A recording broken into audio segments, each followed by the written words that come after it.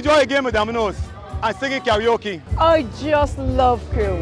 When you love me just a little bit longer. You get to relax and have a drink and listen to some nice music. It's something different. It's spectacular, it's fabulous, you know, it's a different feeling altogether. I never feel so good in a party yet. Follow me to Q in the Community this Thursday. So good in a party yet. You know why? While you go about your business, we go about our business, and that is gathering the news. Stay up to date at CBC News Barbados on Facebook, Instagram and Twitter. Get news update on radio throughout the day. And join us for the CBC News Night at 7 every night. CBC News team is on the job and bringing you the news. There is a saying, you can find a Bajan anywhere. Are you a Bajan living abroad? Or do you know of one who has migrated to another country? Well, we at Mornin Barbados would love to have you or them on our Bajan Afar segment. Share your amazing stories, experiences, and how you have adapted to a new culture. Send us an email to morninbarbados@cbc.vb. And together we will travel the world.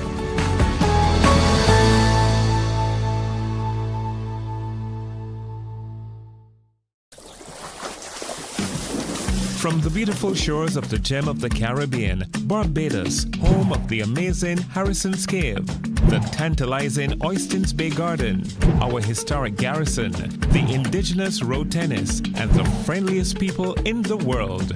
We are 94.7 FM, the ultimate Bajan experience. My friend, you don't plan to get it? Oh, Barbados. Hey, I'm KB Clean. Join me 6 a.m. until 10 a.m. right here at 94.7, the best and ultimate Bajan experience. My show is called Bajan to the Bone. Don't miss it, Bajan to the Bone. Weekdays right here and only here on 94.7.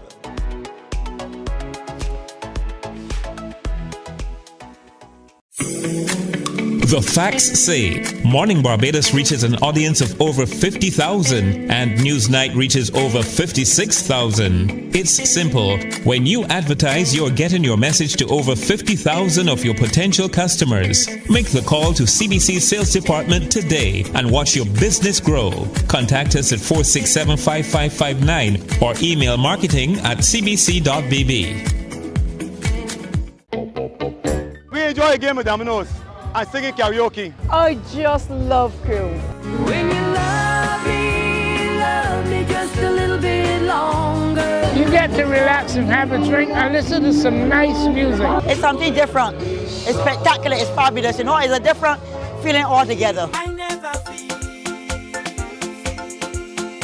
so good in a party yet. Follow me to Q in the Community this Thursday.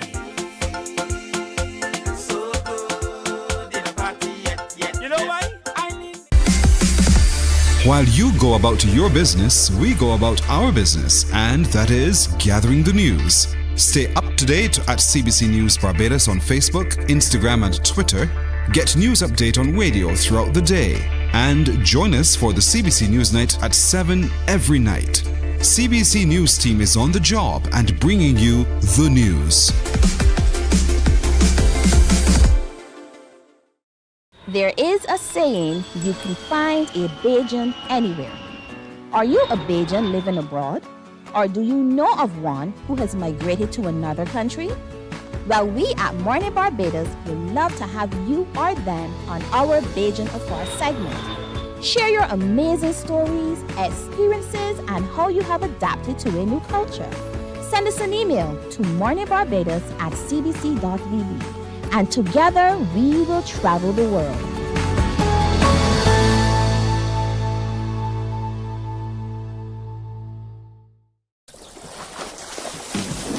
From the beautiful shores of the gem of the Caribbean, Barbados, home of the amazing Harrison's Cave, the tantalizing Oystins Bay Garden, our historic garrison, the indigenous road tennis, and the friendliest people in the world. We are 94.7 FM, the ultimate Bajan experience. My friend, you don't plan to get it? Oh, Barbados. Hey, I'm KB Clean. Join me 6 a.m. until 10 a.m. right here at 94.7, the best and ultimate Bajan experience. My show is called Bajan to the Bone. Don't miss it, Bajan to the Bone. Weekdays right here and only here on 94.7.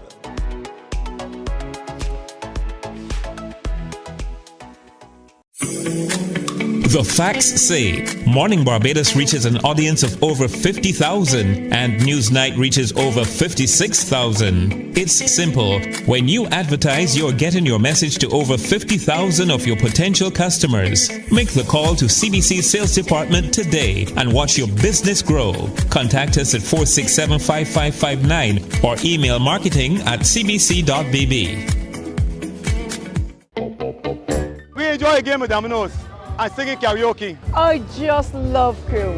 When you love me just a little bit longer. You get to relax and have a drink and listen to some nice music. It's something different. It's spectacular. It's fabulous. You know, it's a different feeling altogether. I never feel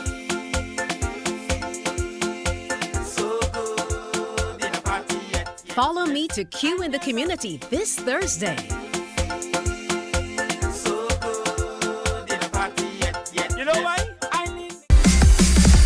While you go about your business, we go about our business, and that is gathering the news. Stay up to date at CBC News Barbados on Facebook, Instagram, and Twitter. Get news update on radio throughout the day. And join us for the CBC News Night at 7 every night. CBC News team is on the job and bringing you the news. There is a saying, you can find a Bajan anywhere. Are you a Bajan living abroad? Or do you know of one who has migrated to another country? Well, we at Mornin Barbados would love to have you or them on our Bajan Affair segment. Share your amazing stories, experiences, and how you have adapted to a new culture. Send us an email to morninbarbados@cbc.bb. And together we will travel the world.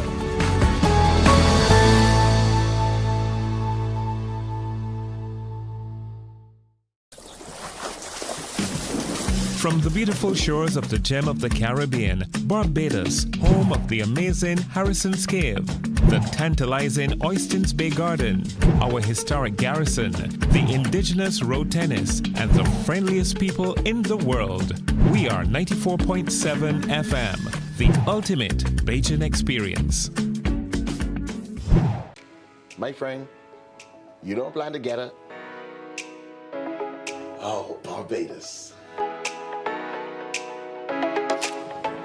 Hey, I'm KB Clean. Join me 6 a.m. until 10 a.m. right here at 94.7, the best and ultimate Bajan experience. My show is called Bajan to the Bone. Don't miss it, Bajan to the Bone. Weekdays right here and only here on 94.7.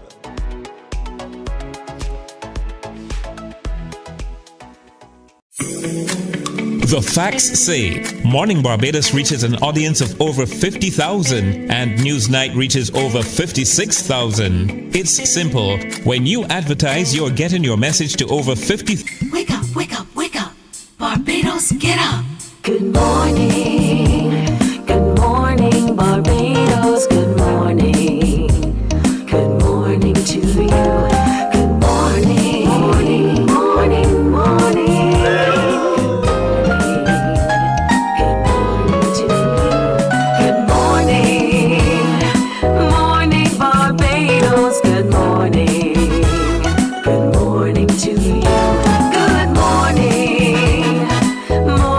Barbados.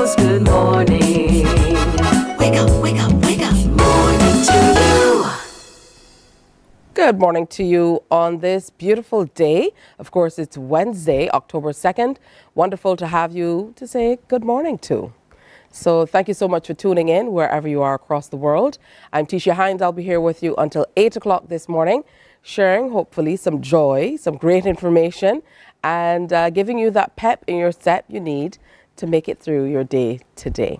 We're going to get today's program started with something that's all of our minds, and I think it's wonderful that we're able to start the conversation today in this way, talking about the family, the church, their role, and violence, particularly as we continue to grapple with the throes of violence in our schools and all throughout our society. So joining us today to talk to it a little more, we have Cecilia Neblett-Brathwaite, who is a behavior change specialist, and she's no stranger to Morning Barbados. So good morning to you, Cecilia. Great to have you here. Thank you for having me. Also here, a gentleman who I feel like is almost a co-host to me. Today wearing the hat as chaplain of the UWI Cave campus, Suleiman Boubulia. Thank you. Morning. Always wonderful to have you here, Suleiman. We also have with us Victor Marshall, who is Pastor Victor Marshall, who is Family Life Director of the East Caribbean Conference of Seventh-day Adventists. Welcome. Good to have you here. And Pastor Jerry Waith is with Revival Faith Center. So again, great to have all of you here with us. Let's start with you, Cecilia, perhaps as behavior change specialist, for you to set the table for us. Where do family, the church, and society intersect such that we must work together to see a change in the crime situation in Barbados, stem the violence, or see a change generally with how people react and how our children are behaving? Well, I think that the Bible speaks to it all. The Bible is a guide for which the state sometimes follows or should follow. And I think that churches, faith-based organizations are very important at this time because they can be seen as guides and support for some of the challenges that we have now. And I think that the family is critical at this time. Everything begins with the family. You know, values, norms, even the societal cultural activities begin with the family. How the children are raised, what they grow up to be begins with the family. And I also think that research is important as well. I will add that on because it's important to do research so that we can see at which stage this crisis began and what strategies and what preventative measures that we can bring to bear to assist our country at this critical time. All right, Pastor Marshall, let me jump over to you. What has changed in our country to see such drastic changes, to your mind, and based on what's happening within the church? What are some of the major changes you've seen that you think are contributing to the outcomes? What we've had is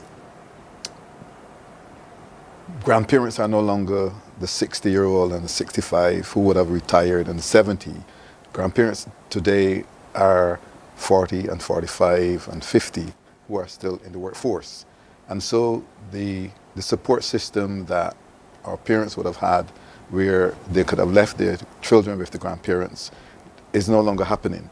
So the grandparents now has to go to work, the parents have to go to work, and so who looks after the child?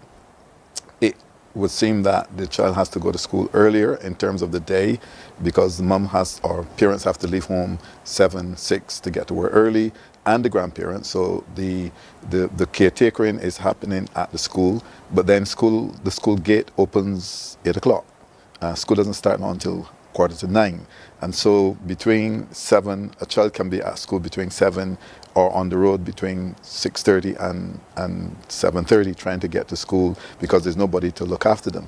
You also have this latchkey concept of the latchkey child. The child lets himself in and lets himself out or herself out. And so the system that would have helped to look after the children, it is no longer there. And so you have a child that is left on its own to develop its own values, its own system, look after itself.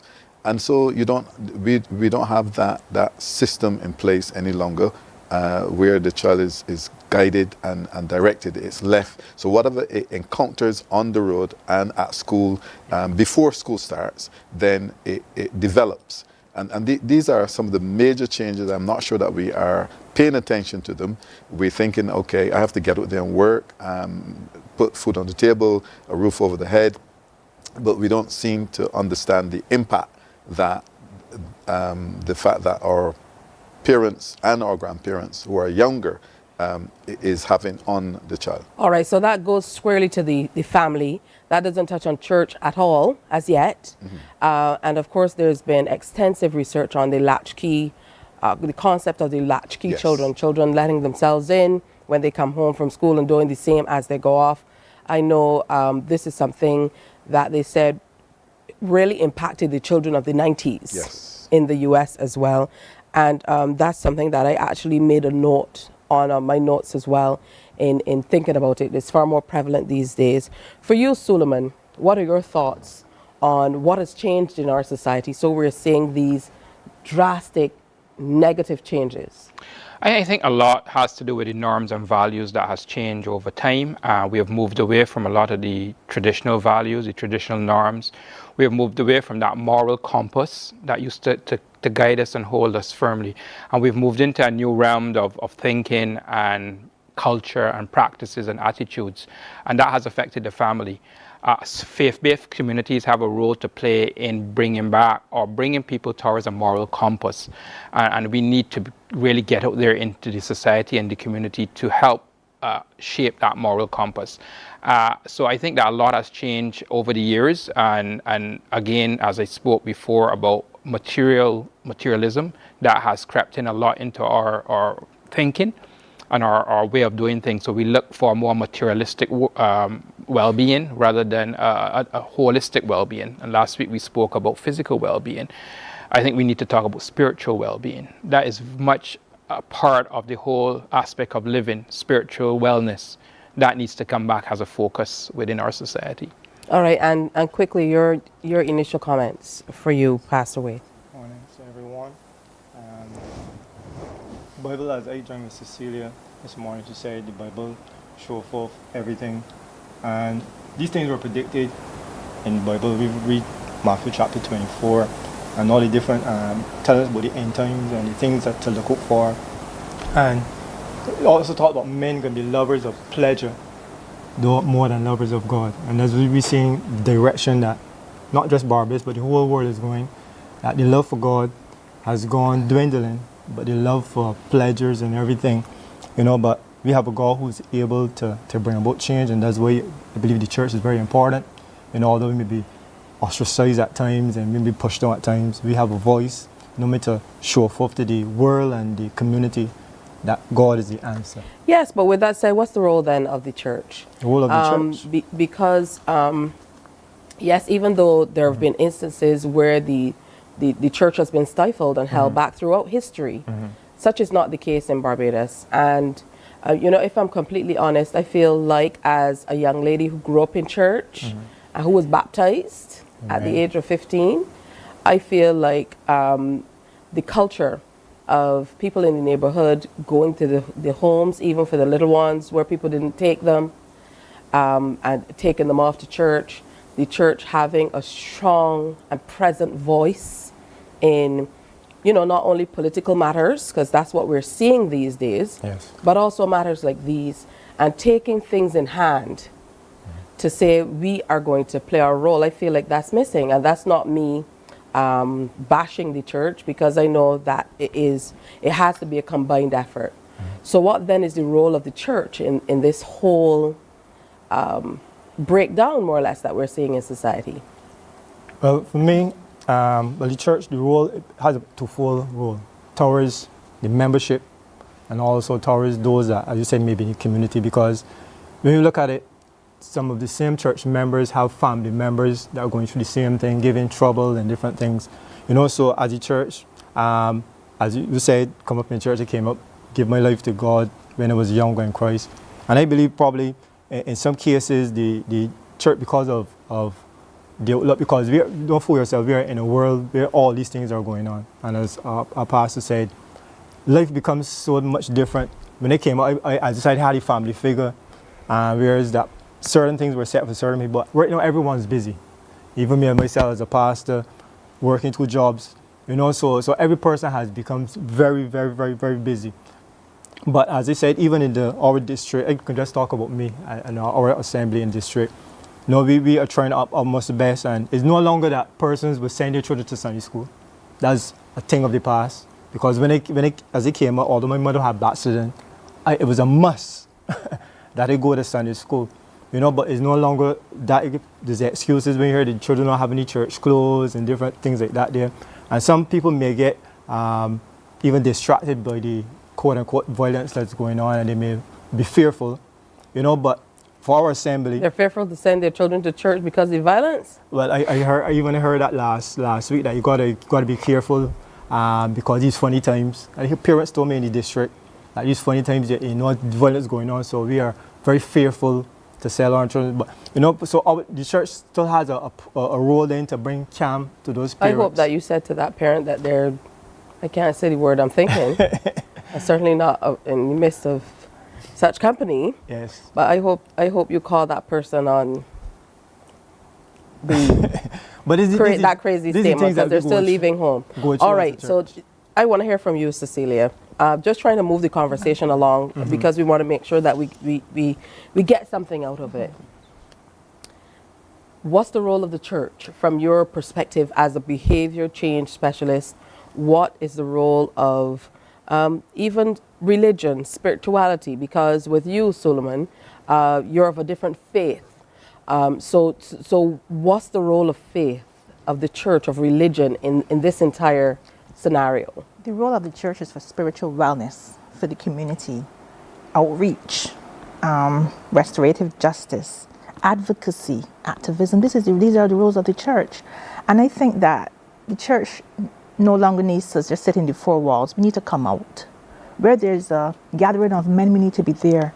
The Seventh-day Adventist Church, they go out every Sabbath and they witness to the community. They go into the spaces where the guys are on the block and you ask them permission to come, of course, because you recognize that these are dangerous times. And then we partner with them to see how can we help. Sometimes the conversation is not only about spirituality, but it's about family. Are you seeing your kids? What can we do to assist? Can you bring your children to Sabbath school? These are things that we need to have conversation about in our communities. And one example I want to give, we talk about parents and children. I work at the Barbados Youth Service, and we were taking like 100 to 20 children a year. And I was in charge of the community outreach, and I was in charge the spirituality. And I would take 70 to 80 children to church alone. I said, listen to me, you have community service, I'm going to give you 5 hours more. We had to do, I think, 60 hours or something just to get through the program. I would take them to Faith New Testament Church in St. Philip alone. Meet me there before 9 o'clock. I want to see you all dressed well, speak to the parents. You need a community service hours. I would buy 2 bags of mints, brown and white, like how your granny would do. Come, don't open these wrappers fast. Make sure that these wrappers you open them quietly, dress well, no going into the bathroom all the time. And I would take these children to church. Now, these were children who were sent by the court. Did you see a difference? Yes, I saw a difference. That's what's important. And parents were committed to this task. That's what's important. For you, Suleiman, you know, this is something that's been on my mind since last week. I'm thinking, okay, we're only seeing one type of young person in Barbados lying flat. We're only seeing one type of young person in Barbados engaged in this gun violence. Where do we need to step up as far as the faith-based organizations, as far as the family is concerned, to make a change? And just to make it lucidly clear, I'm talking about black young men, black children. So what's the difference? Because we often don't want to talk about race and the differences we see. Agreed. I mean, the reality, Tisha, is that we live in a predominantly black society. So obviously the majority would be of that persuasion. But in this instance, it's all. But the thing is, by and large, Barbadian families are functional, Barbadian young people are positive and doing a lot of great things in our society. We do have a minority which is causing a problem and which is causing us to have that fear that was spoken about, causing us to have that anxiety. And it's a minority, and we have to start to look at it that way. How do we deal with the minority in terms of what are the situations and the challenges and the causes? And as Cecilia said earlier, we need to do research. So it's not the majority. We have majority functional families that are doing extremely well in this country. We have young people that are doing extremely well and positive things. We have faith communities, church and otherwise, that are doing a lot of positive things within their communities and are making a difference. Unfortunately, we don't tend to highlight that in the media too often. We will do it as a side note or footnote, but we would highlight the gun violence. So front page would be a young man lying on the street with a gunshot. We need to start to change that narrative and start to say, look, there's a lot of positivity in this island. Let's start focusing on the positivity, but while we deal with the negativity, which is a minority. I want to rebuff that. And I'm not playing devil's advocate today by any stretch of the imagination. But I know as a media practitioner that we make specific and very, very intense efforts to highlight positive young people and the things they're doing, not only here at CBC, but, you know, Starcom, at The Nation, at Slam FM, all of the other media houses that I do listen into and other media practitioners that I engage with. Of course, we are charged with reporting what's happening in society as well. But I see that there is a concerted effort for us to highlight positive things young people are doing and try to make efforts to you know, to show that there are things in society. But I personally feel that it's an error to think that this problem is now within the minority, particularly because of the conversation we just started with. Nobody is going to church anymore. There's a disconnect for the intergenerational conversation, which is what you said. If all of these things are true, and I know if all of these things are true and we're saying they're contributing to this outcome, then it can't be that little worm in the apple that we're talking about. What say you, Pastor Marshall? Before I start at Barbados, I worked in England for 14 years as a pastor. It's the same issue. The young black male is either in prison, the grave, or on the block. It's around the world. Mothers cannot father a child, neither the daughter nor the son. It takes a male to father or to mentor another a male, and it takes a father to father a child, whether it's the daughter or the son, because the father brings various skills and concepts to the child, like competence, where the mother is not able to. A mother cannot help a boy to understand what maleness is because she's not a male. These are some of the things that are missing. Then you get some homes are unstable for whatever reason, whether it's breakdown in marriage or breakdown in the relationship. Then you get the angry young black male who goes to school with anger for whatever reason. So all of these, and sometimes we miss the impact that the home has, the negativity that the home has on the child. And the child goes to school from year 1, year 2, year 3, year 4. He goes through with anger for whatever reason, and then something happens, he flips, and something happens, and he's expelled. And if he's not being helped by the psychologist or the counselor, he perhaps might be incarcerated. We're not sure. Okay, so family again and school, but for you, church. I don't believe I've heard from you as yet the role you feel the church has in this entire scenario. So we have pathfinders, master guides, adventurers. So the adventurers are for the younger ones. The pathfinders are for the teens, where skill development is taught and discipline is instilled. Then you have Vacation Bible School, which again helps develop Bible instructions and craft. Then you also have the counseling, which we provide also. So as my friend is saying, the spiritual well-being of the family is critical. Spirituality of the family is also critical. And if the church does not help the family with its spirituality, and not only that, but its social issues, because even though that we're talking about spirituality, we still have to be humanitarian. Do they have food? Do they have clothing? All right. Are you actively, my question to you, and you don't have to answer this, are you actively going out into society and encouraging young people to join these organizations, or must you be a part of the church? Final words, and this has to be succinct. What can the church do to try to change, to stem the violence and change the way things are happening? For me, as I join with Pastor Marshall and Cecilia, as a church we play an important role. As the guidance, reassurance, because as you said, a lot of these children come from home and they had that experience with over 40 children, dysfunctional homes. Parents on marijuana, cocaine, and drugs and every different things. But what we brought is a sense of reassurance, calmness to them, because all they see was even abusive homes.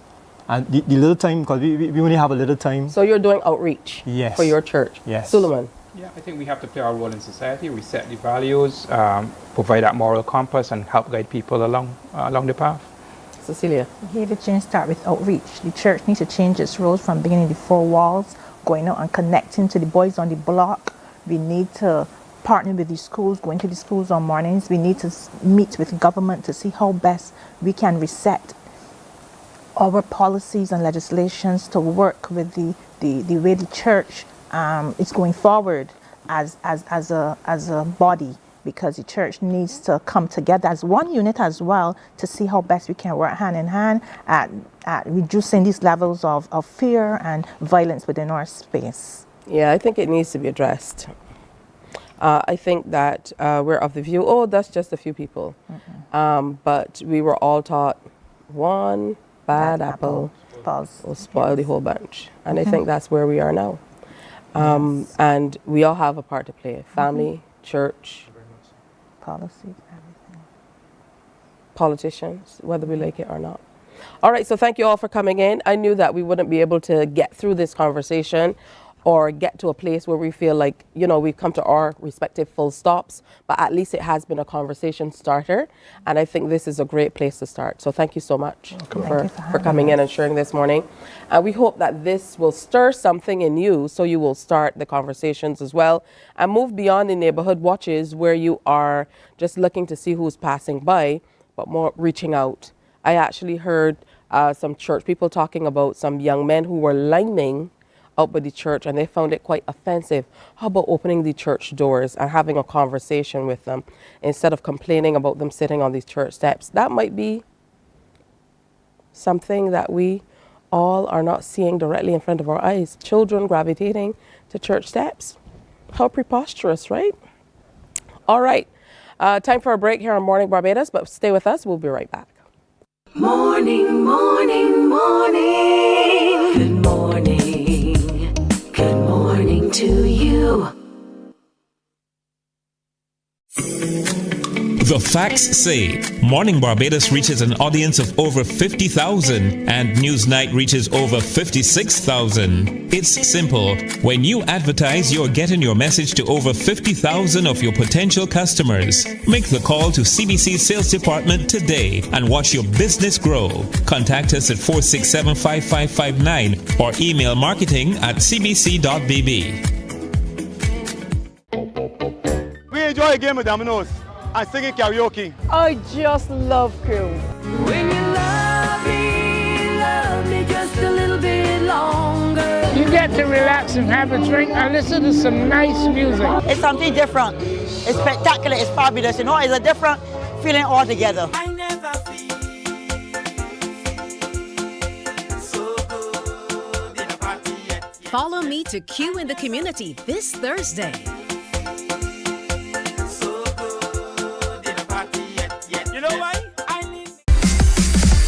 While you go about your business, we go about our business, and that is gathering the news. Stay up to date at CBC News Barbados on Facebook, Instagram, and Twitter. Get news update on radio throughout the day. And join us for the CBC News Night at 7 every night. CBC News team is on the job and bringing you the news. There is a saying, you can find a Bajan anywhere. Are you a Bajan living abroad? Or do you know of one who has migrated to another country? Well, we at Mornin Barbados would love to have you or them on our Bajan Affair segment. Share your amazing stories, experiences, and how you have adapted to it. Morning, morning. Good morning. Good morning to you. Every single Wednesday, we have the Human Resources Management Association of Barbados represented coming in and having discussion with us.